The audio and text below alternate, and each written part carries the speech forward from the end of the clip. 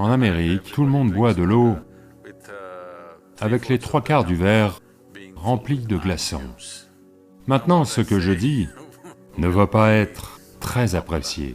Vous buvez de l'eau à plus ou moins 4 degrés.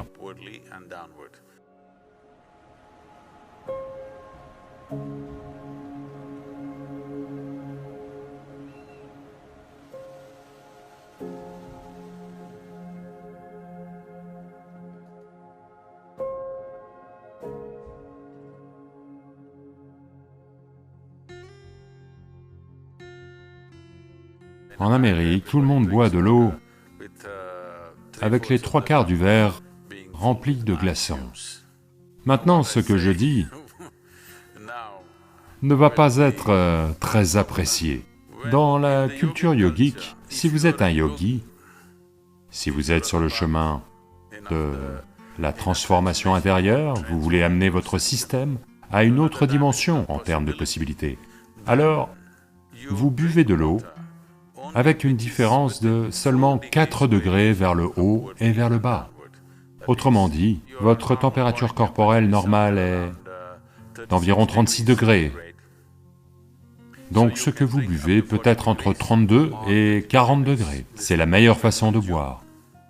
Si vous êtes un étudiant, c'est-à-dire que vous voulez absorber des connaissances, vous ne cherchez pas à vous transformer, vous voulez juste vous imprégner de savoir, alors ce que vous buvez doit être à plus ou moins 8 degrés. Donc ce que vous buvez doit être entre 28 et 44 degrés. Si vous êtes dans une situation de famille et que la transformation ou le savoir ne vous intéresse pas, vous voulez juste vous occuper de votre femme, de vos enfants et de votre mari, c'est tout ce qui compte pour vous, alors ce que vous buvez peut être à plus ou moins 12 degrés. Au-delà, ce n'est pas considéré comme étant propice à quiconque. Donc il est impopulaire de dire une telle chose, mais il est important que ce que vous consommiez soit suffisamment proche de votre température corporelle, pas trop éloigné de celle-ci, parce que ça va perturber la façon dont l'eau se comporte dans le système si l'on consomme de l'eau ou n'importe quelle substance dont la température est très éloignée de la température du corps.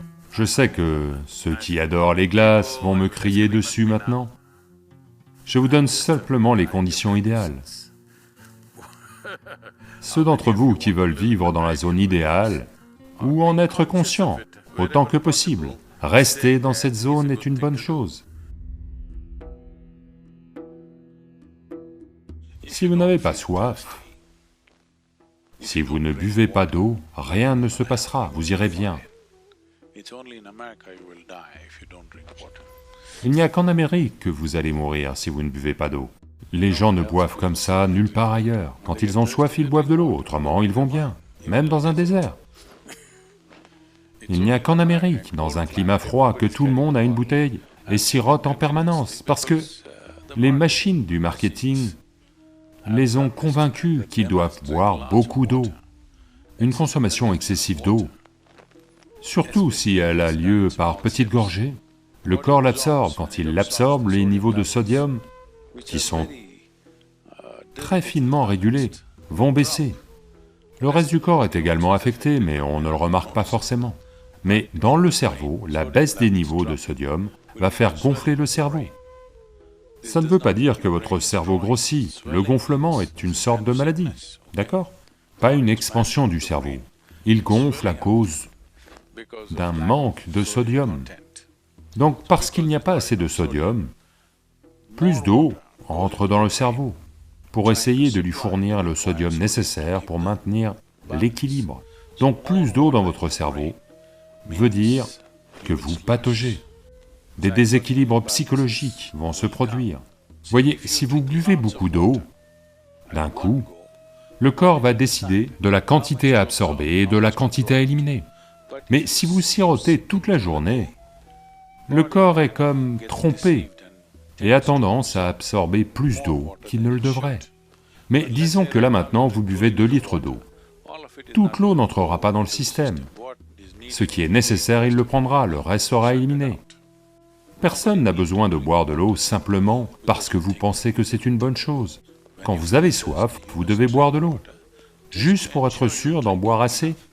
Buvez 10% de plus que ce dont vous avez réellement besoin, quelques verres de plus, juste pour vous assurer que vous n'en buvez pas moins. Vous avez un certain temps avant de pouvoir boire. Ce n'est pas une urgence. En même temps, lorsque vous avez besoin d'eau, si vous avez soif et que vous ne buvez pas, ça va endommager le système. Les dégâts au cœur sont immenses si l'eau nécessaire n'est pas disponible dans le système. Mais quand je parle d'eau, il ne s'agit pas seulement de l'eau à boire. Vous devez manger des aliments à haute teneur en eau. Si vous mangez un fruit, c'est presque 90% d'eau. Les légumes et autres contiennent plus de 70% d'eau.